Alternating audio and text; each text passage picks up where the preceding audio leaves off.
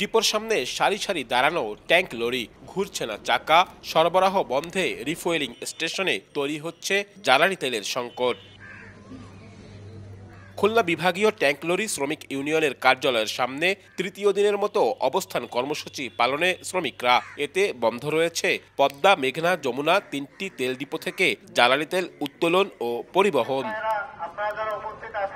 Tank lorry শ্রমিক ইউনিয়নের সাধারণ সম্পাদক আলী আজিমের গ্রেফতারের প্রতিবাদে খালিশপুরে প্রতিবাদ সমাবেশ করেন নেতাকর্মীরা। বলেন, মুক্তি না দেয়া পর্যন্ত চলবে কর্মবিরতি।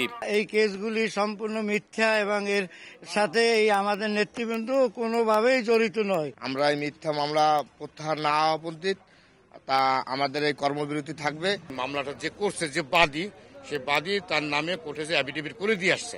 আমরা চাচ্ছি যে আজকে যেন আমাদের সেক্রেটারি সাহেবকে জামিন দেয়। জ্বালানি তেল উত্তোলন ও পরিবহন বন্ধ থাকায় প্রভাব পড়েছে দক্ষিণ পশ্চিমাঞ্চলের 16 জেলায়। যশোর, বাগেরহাট, ঝিনাইদহের পাম্পগুলোতে দেখা দিয়েছে জ্বালানি তেলের সংকট। আমি কুষ্টিয়ার থেকে এখানে আসছি, আসি তো তেল পাইনি। আরো 2-3 পাম্পে গেছি, তেল পাইনি, কচ্ছে নাই, বন্ধ।